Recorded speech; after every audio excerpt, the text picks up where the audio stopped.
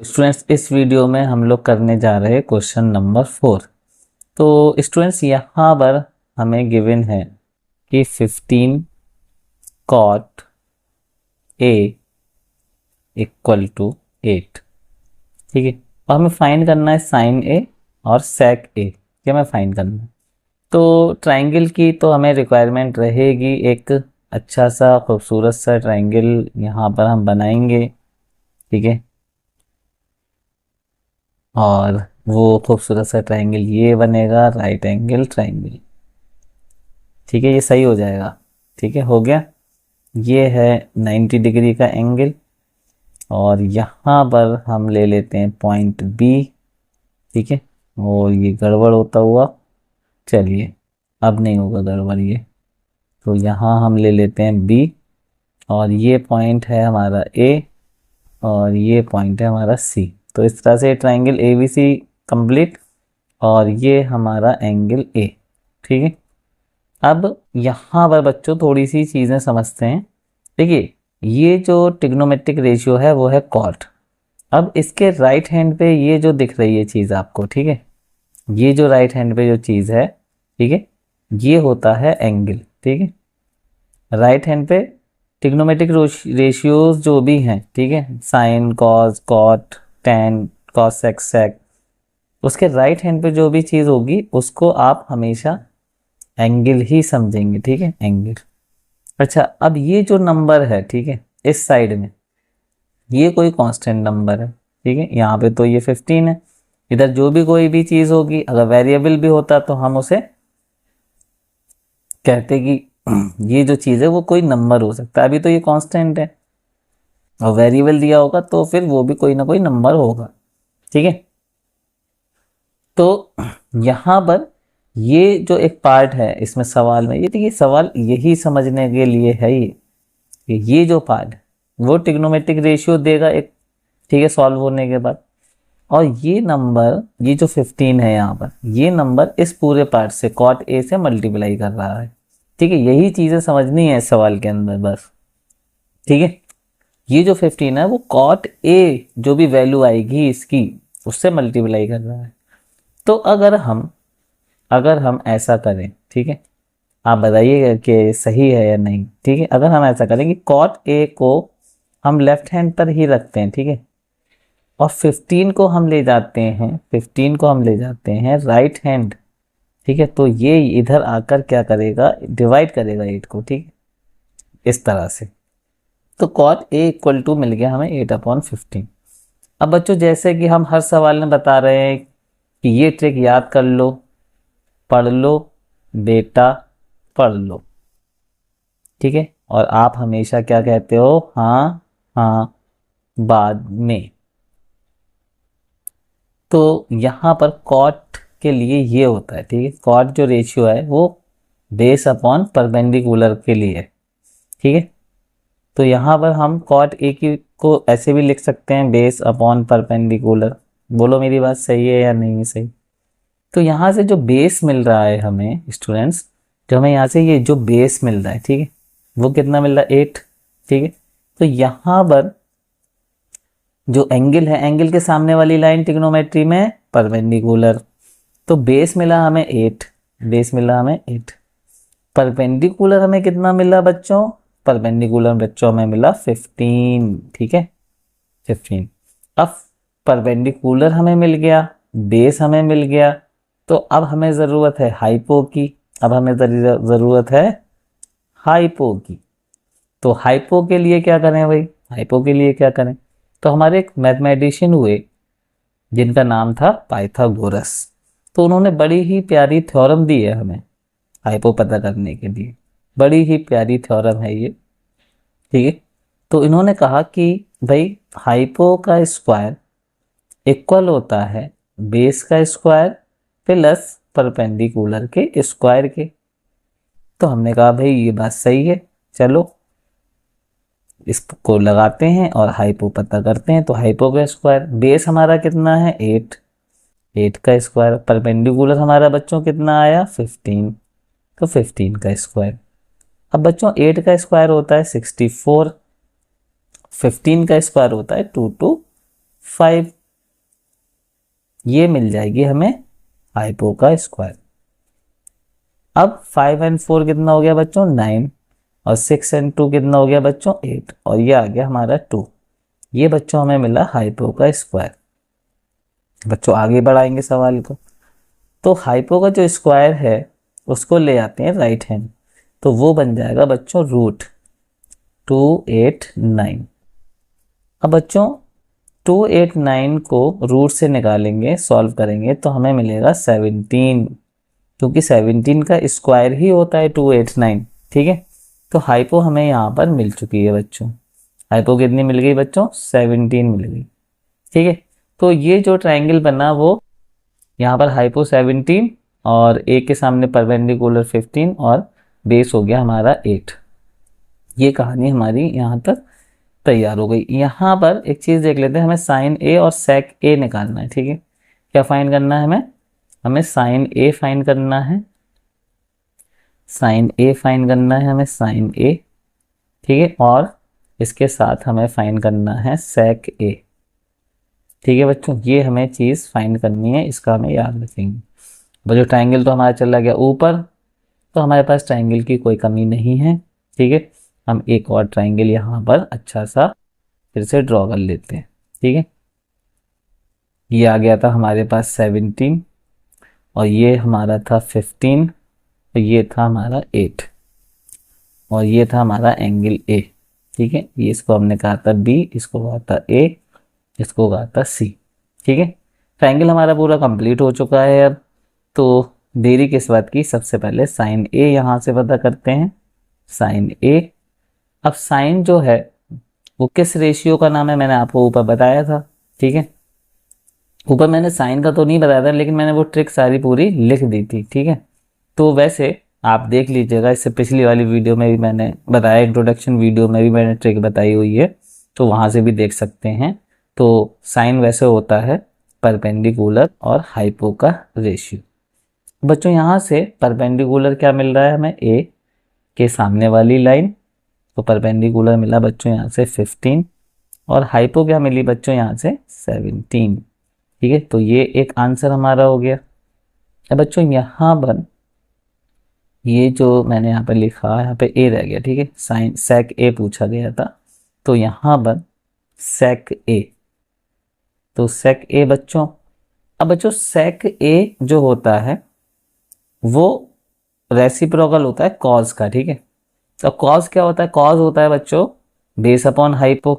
ठीक है, तो यहाँ पर सेक ए हो जाएगा हाइपो अपॉन में बेस। ठीक है, हाइपो अपॉन में बेस। ठीक है, ये थोड़ा सा गड़बड़ हो जाता है कभी कभी बेस। तो यहाँ पर बच्चों अब हाइपो कितनी आई बच्चों, ये आई हाइपो 17। ठीक है, तो हाइपो की जगह हाइपो लिखेंगे और बेस की जगह बेस लिखेंगे। अब ए एंगल को देखते हुए बेस क्या है 8 है, तो ये हो गया हमारा सेकेंड पार्ट। इस तरह से स्टूडेंट्स क्वेश्चन नंबर ये जो 4 था वो हमारा कंप्लीट, क्योंकि यहाँ पर देखिए हमसे जो कहा गया कि साइन ए फाइंड करना है, सेक ए फाइंड करना है, और हमने दोनों ही फाइंड कर लिए बहुत आसानी के साथ। ठीक है, तो एक एक वीडियो आप देखते रहिए, आपको पूरा जो है मैं ये कोर्स कराऊंगा ट्रिग्नोमेट्री का। एक एक सवाल यहाँ एनसीईआरटी की बुक में जो है वो सारे के सारे होंगे। क्वेश्चन नंबर 5, और क्वेश्चन नंबर 5 में जो चीज गिवन है वो है सेक थीटा इक्वल टू 13/12। अब बच्चों सेक थीटा यानी मतलब सेक जो रेशियो है उसके लिए हम क्या लिखते हैं, हम लिखते हैं हाइपो अपॉन बेस। ठीक है, अगर ये चीज याद नहीं है तो मैंने आपको बताया है कि पढ़ लो बेटा, पढ़ लो। आप क्या कहते हो, हाँ हाँ बाद में। ठीक है, तो यहाँ पर हम लेते हैं साइन, यहाँ कॉस, यहाँ टेन। तो साइन का मतलब पी अपॉन एच, कॉस का मतलब बी अपॉन एच, और टेन का मतलब पी अपॉन बी। वहीं दूसरी तरफ एच का मतलब sorry H upon P cosec, H upon B sec और b अपॉन p कॉट।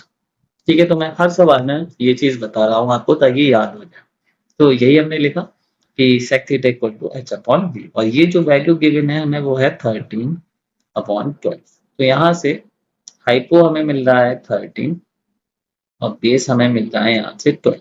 ठीक है, ये बेस है। ठीक है, अब स्टूडेंट्स हमें रिक्वायरमेंट है एक खूबसूरत से प्यारे से ट्राइंगल की, जो कि हम यहाँ पर बना लेंगे। ये ठीक है, तो ये प्यारा सा ट्राइंगल बन गया है।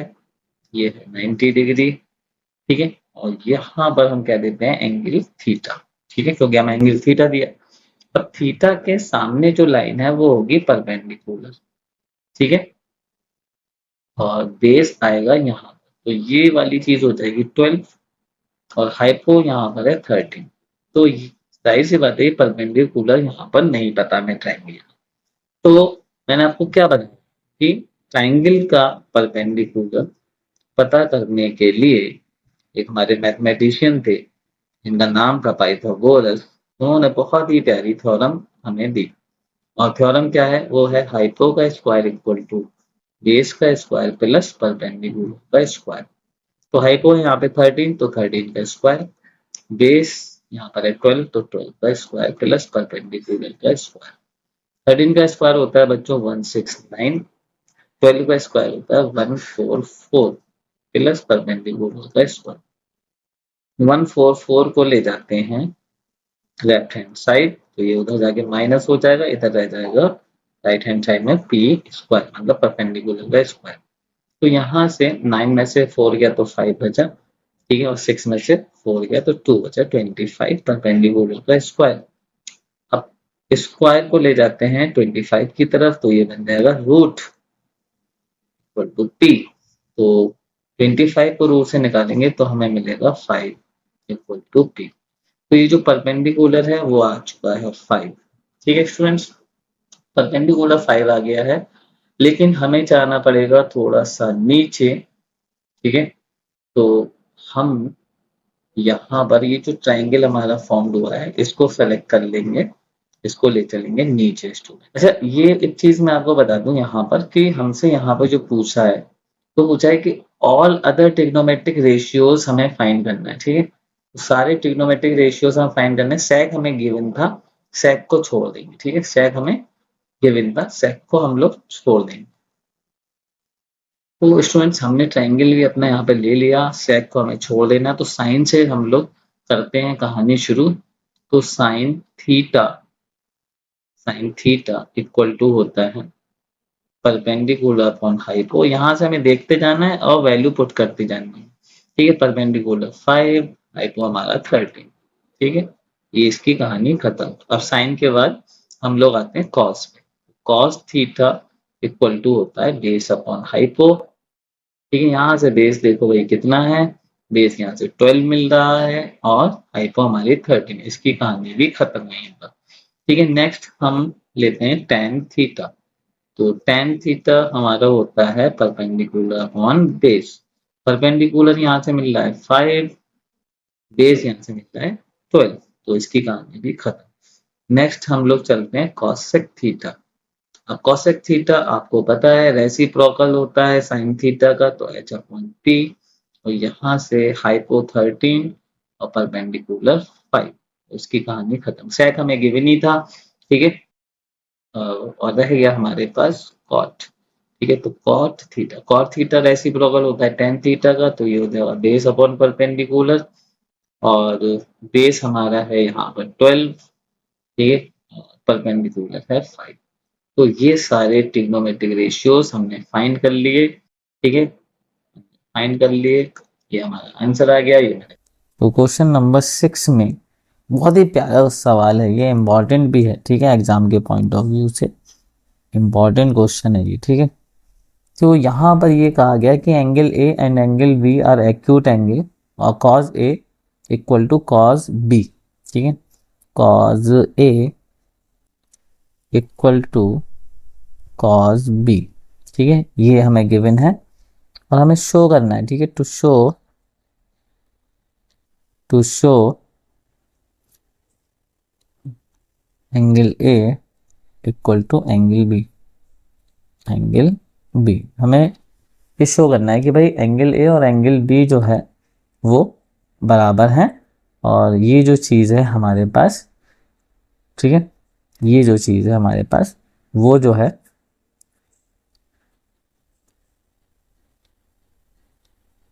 ये जो चीज़ है हमें गिवन है। और चलिए तो कैसे करा जाए, कैसे करा जाए, पहले तो ट्राइंगल एक बना लिया जाए, ठीक है। तो एक ट्राइंगल हम यहाँ पे फॉर्म कर लेते हैं, ठीक है, एक ट्राइंगल फॉर्म कर लेते हैं। ये लो भाई, ये आ गया एक ट्राइंगल, ठीक है। ये यहाँ पर है 90 डिग्री का कोई एंगल, और यहाँ ले लेते हैं एंगल ए, और यहाँ ले लेते हैं हम लोग एंगल बी, ठीक है, बहुत बढ़िया, ठीक है। तो अब क्या करें, जो चीज़ गिवन है वहाँ से चलते हैं, ठीक है, जो चीज़ गिवन है वहाँ से चलते हैं। अब यहाँ पर एक काम और करते हैं कि यहाँ पर नेमिंग कर लेते हैं, यहाँ पर ए या बी यहाँ पर ले लेते हैं बी, क्योंकि यहाँ पर एंगल बी है तो बी, और यहाँ पर इसको हटा के यहाँ कर लेते हैं सी, ठीक है। और यहाँ पर ये बी सही से लिख नहीं पाया, ठीक है, तो यहाँ पर बी भी सही से लिख लेते हैं। अब बच्चों ये हाइपो जो है ना, हाइपो वो क्या हो गई, ए बी, ऐसे कह सकते हैं ए बी, मान लो ए बी है ना, हाइपो क्या हो गई, ए बी हो गई, ठीक है। अच्छा, और ये जो आपका है एंगल ए के सामने ये चीज़ जो है वो परपेंडिकुलर एंगल ए के लिए हो जाएगी, तो इसको कह देते हैं ये बी सी हो गई, बी से सी, और ये ए सी हो गया, ठीक है, ए से सी, ठीक है। ये लाइन को ए सी कह दिया, इस लाइन को हमने ए बी कह दिया, इसको सही से लिख देते हैं ए बी, और इस लाइन को हमने बी सी कह दिया, ठीक है। अब यहाँ से स्टूडेंट्स शुरू करते हैं, ठीक है, प्रूफ करना है हमें। तो यहाँ से स्टूडेंट्स हम लोग प्रूफ करते हैं, तो हमें गिवन क्या था कि cos A equal to cos B, ये हमें चीज़ गिवन थी। अब यहाँ से अगर हम cos A की वैल्यू लिखें तो A के सामने ये क्या है, परपेंडिकुलर। अब cos A क्या होता है, cos A होता है यहाँ पर A को देखते हुए, ठीक है, A को देखते हुए cos क्या होता है, cos जो है मैं आपको बता दूं कि cos थीटा इक्वल टू होता है बेस अपॉन हाइपो। तो यहाँ से बेस क्या बन रही है, ठीक है, ये परपेंडिकुलर, तो बेस बन गया ए सी, तो यहाँ से ए सी अपॉन हाइपो क्या हो जाएगी, हाइपो है ए बी। तो इस वाले से एंगल ए को देखते हुए हमें ये रिजल्ट मिला, कॉस ए की वैल्यू हमें ये मिली। अब कॉस बी की वैल्यू, कॉस बी की वैल्यू, तो एंगल बी को देखना है। अब यहाँ पर क्या करना है बच्चों, एंगल बी को देखना है, तो एंगल बी ले लेते हैं, एंगल बी, तो एंगल बी को देखते हुए परपेंडिकुलर ये होगा, ठीक है। और फिर बेस क्या हो जाएगा, जब ये परपेंडिकुलर है बी को देखते हुए तो बेस हो जाएगा हमारा ये बी सी, ठीक है। तो हमें बेस ऊपर लिखना है, यहाँ पे हम लिख देंगे बी सी, और हाइपो क्या हो जाएगी, हाइपो इसके लिए भी ए बी ही रहेगी। फिर कॉस ए बराबर है कॉस बी के, तो कॉस ए की जो वैल्यू है, ठीक है, वो बराबर होगी कॉस बी की वैल्यू के, सही है। यहाँ तक हम समझ गए इस बात को, ठीक है। हाँ, मैथमेटिकली तो हम इस बात को समझ गए कि हाँ ये सही बात है भाई, कॉस ए और बी, कॉस बी बराबर है, तो कॉस ए की वैल्यू कॉस बी की वैल्यू के बराबर है, तो ये वैल्यू निकाल ली हमने, ठीक है। अब यहाँ से देखिए ए बी यहाँ पे भी डिनोमिनेटर में है, यहाँ पे भी डिनोमिनेटर में, तो ए बी से ए बी यहाँ पर कैंसिल हो जाएगा। तो बचा क्या हमारे पास, ऊपर हमारे पास बचा ए सी, और इधर साइड बचा हमारे पास ऊपर बी सी। तो स्टूडेंट्स यहाँ पर ये हमें मिला, ठीक है, ये चीज़ हमें यहाँ पर मिली, ए सी इक्वल टू बी सी। तो इसका मतलब ये हुआ, ये जो ट्राइंगल हमने यहाँ पे बनाया था, ये जो ट्राइंगल हमने यहाँ पे बनाया था, ये वाला ट्राइंगल, इसको थोड़ा सा हम लोग नीचे लेके चलना पड़ेगा। तो इसको थोड़ा सा हम लोग उठा के यहाँ से उठा के हम लोग इसे नीचे ले चलते हैं थोड़ा सा, ठीक है, थोड़ा सा नीचे ले चलते हैं बस, ठीक है। अब चलते हैं हम लोग यहाँ पर, ठीक है। अब स्टूडेंट्स यहाँ पर अगर ऐसी घटना घटी, ठीक है, तो यहाँ पर ऐसी घटना घटी है कि ए सी और बी सी बराबर है, यानी का मतलब ये वाली लाइन इस लाइन के बराबर है, और किसी ट्राइंगल में अगर दो लाइनें बराबर हैं तो उनके आमने सामने वाले एंगल भी बराबर होते हैं। ठीक है, वी नो दैट, मैं यहाँ लिख देता हूँ, चलो वी नो दैट। ठीक है, क्या जानते हैं हम लोग, ये थ्योरम थी एक 9th क्लास में। ठीक है, angles opposite to equal sides are equal. ठीक है, तो यहाँ पे क्या लिखेंगे, angles opposite to equal sides are equal. क्योंकि दोनों साइड्स इक्वल हैं इसलिए इनके सामने वाले एंगल भी इक्वल होंगे। सो हम कह सकते हैं angle A equal to angle B. तो ये हमारा हेंस प्रूव्ड, तो हेंस प्रूव्ड, ये हमने प्रूव कर दिया। तो ये रहा क्वेश्चन नंबर 6।